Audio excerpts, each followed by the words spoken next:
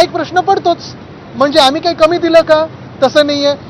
जे काही इतर बोंबलत असतात की भेटत नव्हतं तसंही होतं का? तर रोज तुमचे माझ्यासोबत फोटो आहेत, रोज येता जाताना भेटता. मग अजून काय करायचं तुमच्यासाठी? रोज काय तुमच्या आरत्या करायच्या का? हाच एक प्रश्न पडतो. पण कोणी येण्याने कोणी जाण्याने काही फरक पडत नाही.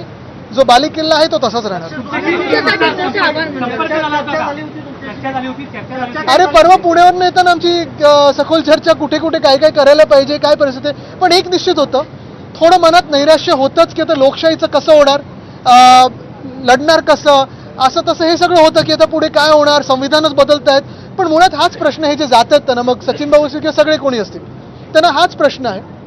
जे खासदार गेलेत किंवा आज हे गेलेले आहेत, पुढेही कोण जे फोडायला ते ज्यांच्यावर लक्ष असतील, की जे आपली मंदिरं लुटत आहेत, अयोध्येचा जमीन घोटाळा ज्यांनी केला, उज्जैनमध्ये जमीन घोटाळा केला, अशी हिंदू मंदिरं लुटणाऱ्यांसोबत तुम्ही कसे बसू शकता?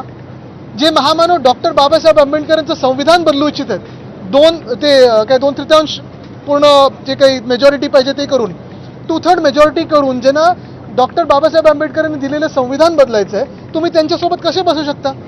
आणि तिसरी गोष्ट म्हणजे, ठीक आहे, हे आम्ही थोडं खोलावर अभ्यास केल्यानंतर समजायला लागलेलं आहे की हे जे काही पहिलं ऑपरेशन टायगर होतं, मग आता हे आहे, मग सतत ही चर्चा चालली आहे. हे ऑपरेशन टायगर मुळीच नाही आहे. हे ऑपरेशन देवेंद्र फडणवीस आहे आणि त्याचा हा परिणाम आहे.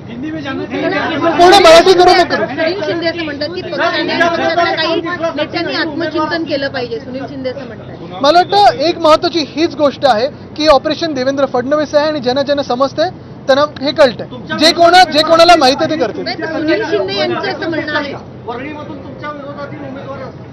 अरे ठीक आहे ना, काही फरक नाही पडत असले नसले तरी.